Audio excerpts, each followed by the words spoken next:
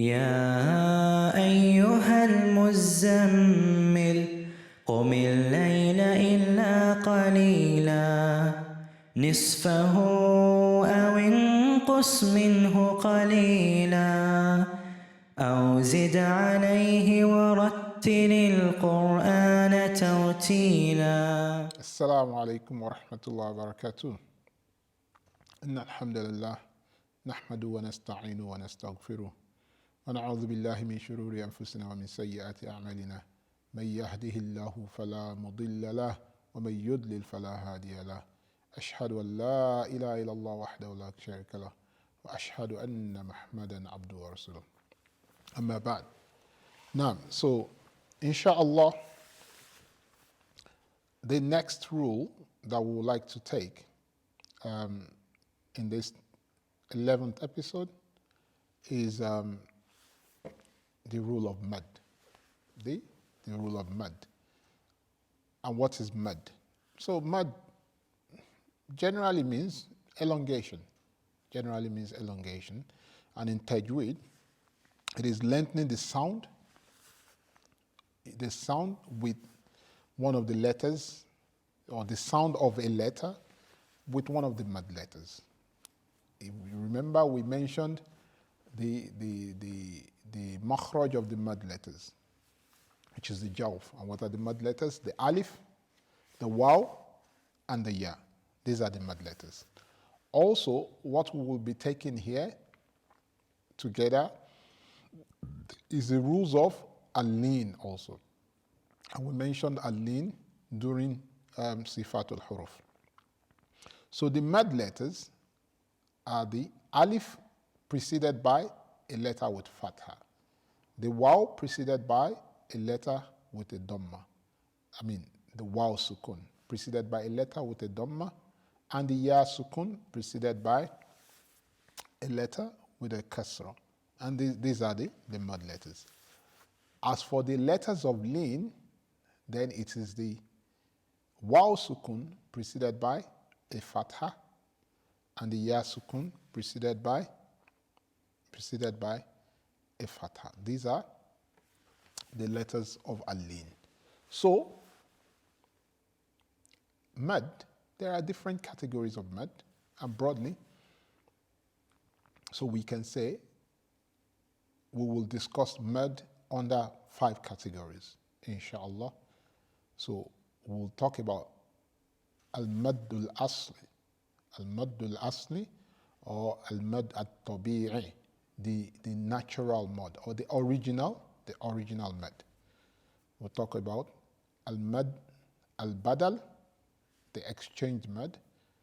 Then we'll talk about al-mad al-muttasil, al-wajib. And then we'll talk about al-mad al-munfasil, al-jaiz. And then we'll talk about al-mad al-lazim. So I believe that is 5, inshallah. So this is the broad categories under which we will try to discuss al-mad. So we said the mad letters are 3. So what is al-mad at-tabi'i? What is al-mad at-tabi'i? This is the natural mad, the original mad. When any letter in the Quran has, for example, a fatha, and it is followed by an alif, then this is al-mad at-tabi'i. For as long as that letter is not followed by, that alif is not followed by a hamza or a sukun. Like you say, qala. The qa is qaf with a fatha and then the alif. And this is al-mad at-tabi'i. Or a letter with a dhamma is followed by a waw sukun. And then you will prolong this by 2 harakas. So for example, yaquluna. So quluna. So again, this is al-mad at-tabi'i. It is prolonging the letter by the length of 2 harakas, or we say 2 bits. And then when a letter with a sukun is followed by a ya, maybe for example, fihi, fihi. So you prolong this by 2 harakas. So this is mad at-tabi'i. This is a normal ruling of the Arabic language. You cannot short it. It's not particularly specific to the Quran. And so whenever it comes in the Quran, you have to apply it like the normal rules of the Arabic language. You have to prolong the letter. Otherwise, you will be changing the meaning. You have to prolong the letter by the natural 2 bits that the language requires you to prolong the letter for. So that's al-mad at-tabi'i. And there are a few other things under that, which we will not go into bi'idhnillah. The next mad is al-mad al-badal. Al-mad al-badal. Al-mad al-badal, this is when a mad letter, this is a mad that is caused by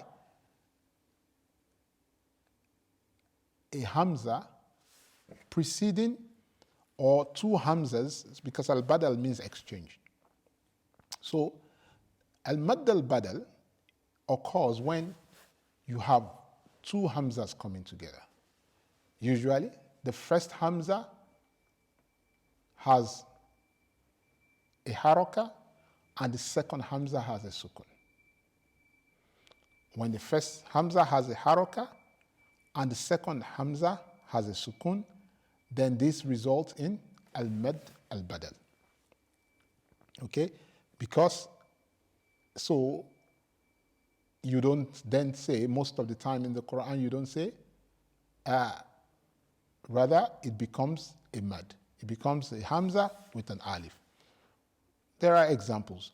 Or it could be that the first hamza has a dhamma and then the next hamza has a sukun. In which case, you will change it to the second hamza into a waw. And if the first hamza has a kasra and the second one has a sukun, you will change the hamza into a ya. So for example,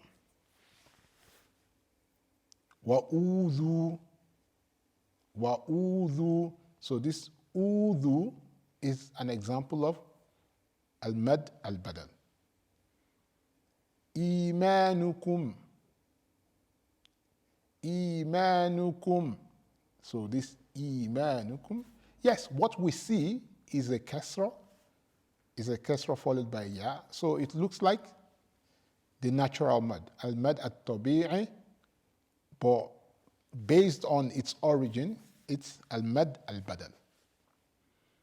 And then, for example, Adam, Adam, and in the name of Adam, that it's mad al-badal. So what is the ruling of al-mad al-badal? The ruling is it will have 2 harakas also. It will have 2 harakas like al-mad at-tabi'i, except it is then followed by some of the causes of lengthening of the mad.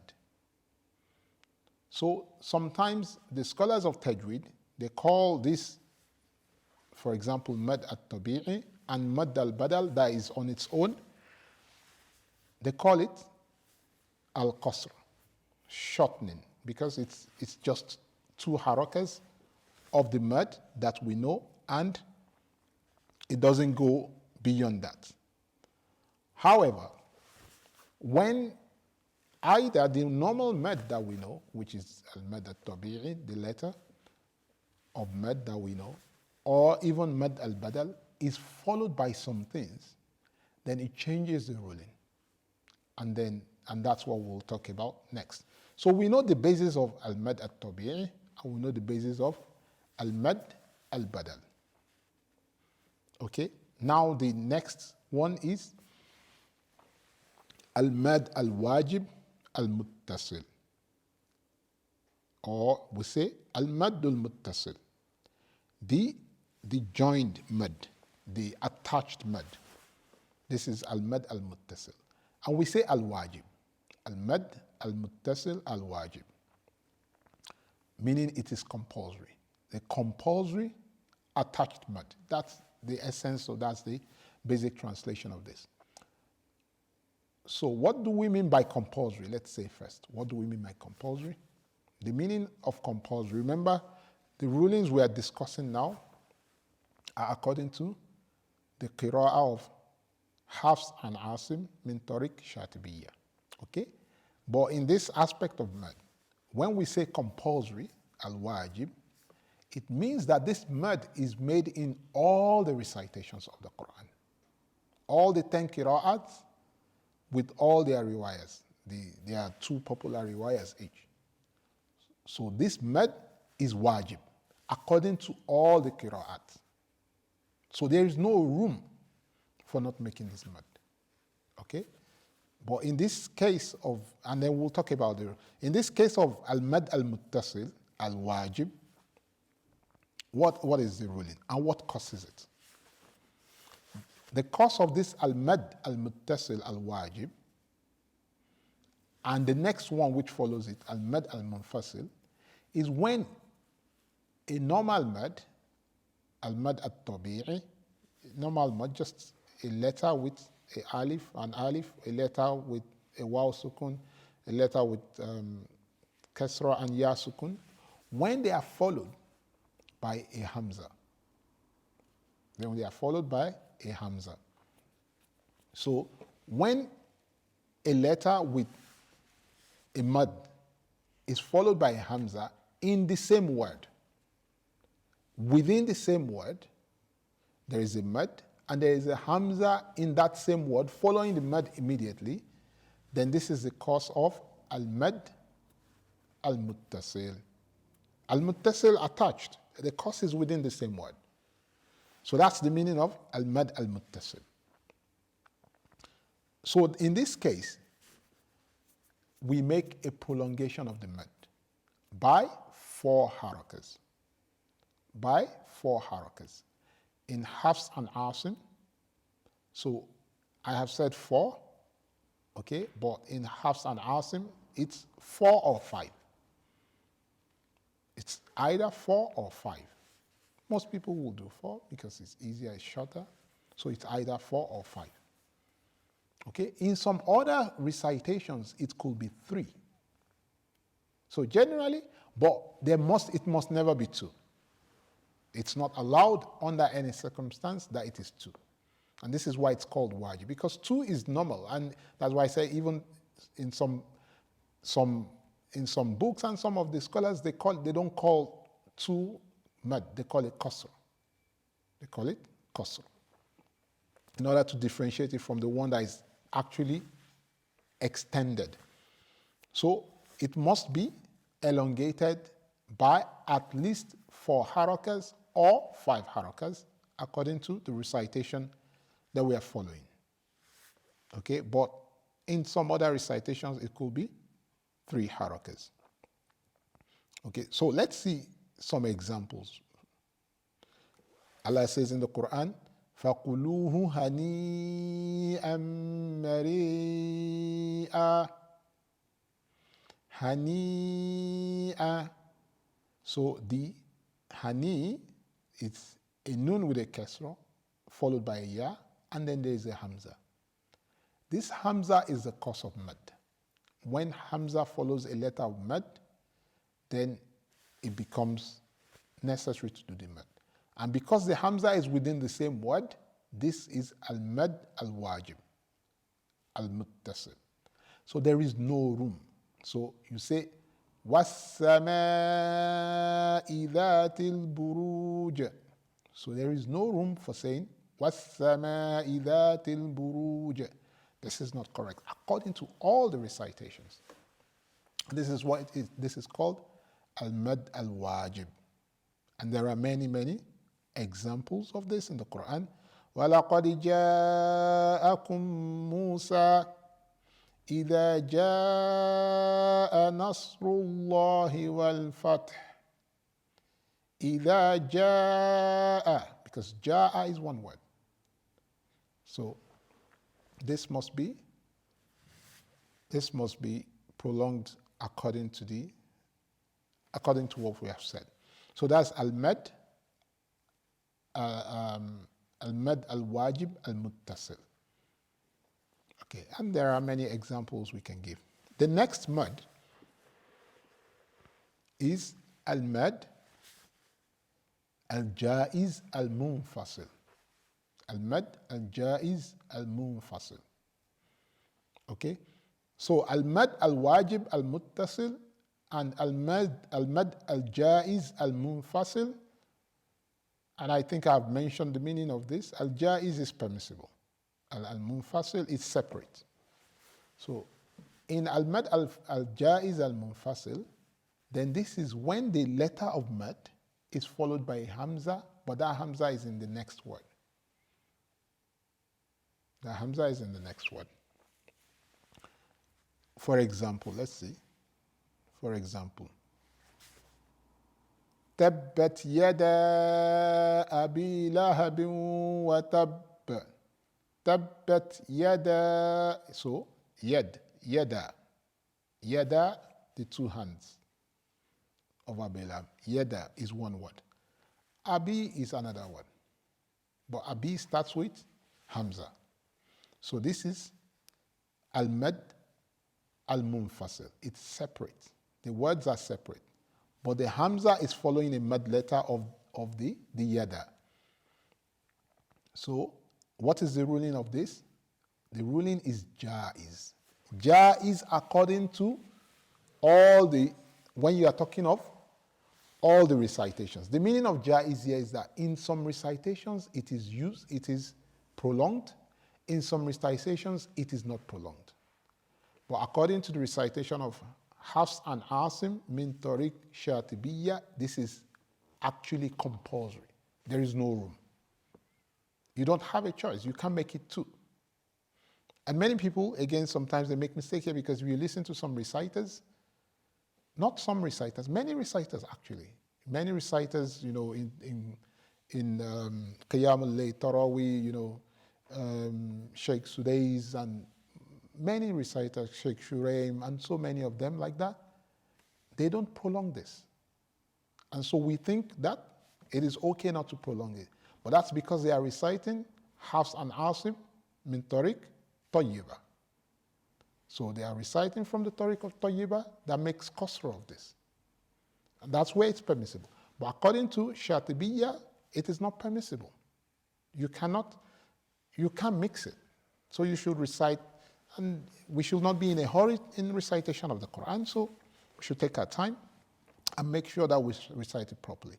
So according to what we are learning, although this is called al-mad al-jaiz, according to the recitation that we recite properly and popularly and we learn, then this is not jaiz for us. This is actually wajib for us. So we have to say, we are not allowed to say tabbat yada abi lahabin wa tab. No, you have to say tabbat yada abi lahabin wa tab. By how many harakas do we prolong it? It's the same as the first one. 4 or 5. We prolong it. And again, there are many examples of that. Just to take a note. So sometimes some words are separate. They are actually separate words, but they are written joined together in the Quran. They are written joined together in the Quran, and there is a mud between them. So in this case, it will be mud al-munfasil, al-jaiz. And so we should not. So I'll give you an example. Ya ayyuhalladhina amanu. So if you listen to maybe Sheikh Shuraim, for example, he may say Ya ayyuhalladhina amanu. He makes qasr. But in many places this is written together. In many places, this is written together. Another word is ha'ula'i. Ha'ula'i. Ha'ula'i is written generally as one word. That's the standard writing in the Arabic language. But there are actually two words combined together. There are two words combined together. So, in this case, if you are reading from Tariq Tayyiba, from the root of Tayyiba, then what you need to do, and you are making qasr, then you will say ha'ulai, ha'ula, and there are two mads in this word, ha'ula. But according to our recitation, then it is ha'ula. So again, you are not. So some people may have seen it and they think it's one word and they are shortening it. So I can shorten even in one word. No, that's not the case. In another, there's an example again in the Quran. Ya Ibrahim. In this particular word, it is written together. They are joined together. But we know Ya is a separate word on its own. So as we mentioned, the ruling of al-mad, al-munfasil, according to the recitation we follow, is that it must be prolonged by 4 harakas or 5 harakas. 4 harakas or 5 harakas, and that is the correct thing to do. So we will go next to the other types of mud, but we will stop here in this episode, and we'll discuss the rest in the next episode, inshallah. Subhanakallahumma bihamdik, ashhadu an la ilaha illa anta astaghfiruka wa atubu ilaik.